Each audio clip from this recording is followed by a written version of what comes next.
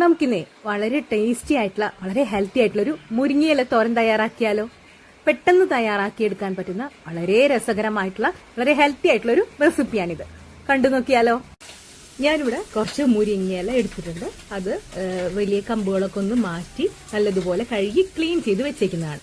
Clean ചെയ്ത് വെച്ചേക്കുന്ന മുരിങ്ങയില ഞാനൊരു ചോപ്പറിലിട്ട് 1-2 പ്രാവശ്യം കറക്കിയെടുക്കുന്നുണ്ട്.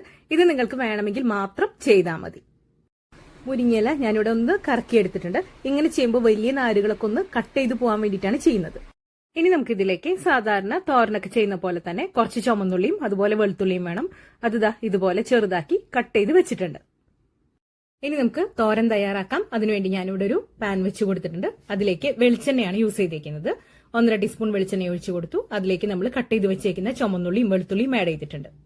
ഇനി നമുക്ക് ഇതിലേക്ക് ചതച്ച മുളക് ചേർത്ത് കൊടുക്കാം. ഞാനിവിടെ 1 ടീസ്പൂൺ ചതച്ച മുളക് ചേർത്ത് കൊടുക്കുന്നുണ്ട്. നിങ്ങൾ എത്ര മുരിങ്ങയിലൊക്കെ എടുക്കുന്നു അതനുസരിച്ച് വേണം ചേർത്ത് കൊടുക്കാൻ. ഇതിലേക്കാണ് നമ്മൾ ഉപ്പും ചേർത്ത് കൊടുക്കുന്നത്. മുരിങ്ങയിലൊക്കെ പെട്ടെന്ന് ചൂടായി കഴിഞ്ഞാൽ വാടിയാൽ കുറച്ച് ക്വാണ്ടിറ്റി ഉണ്ടാവുള്ളൂ. അപ്പൊ അത് നോക്കിയിട്ട് വേണം മുളകും ഉപ്പൊക്കെ ചേർത്ത് കൊടുക്കാനായിട്ട്. അതിനുശേഷം നമ്മൾ ക്ലീൻ ചെയ്ത് വെച്ചേക്കുന്ന മുരിങ്ങയില ചേർത്ത് കൊടുത്തേക്കാണ്.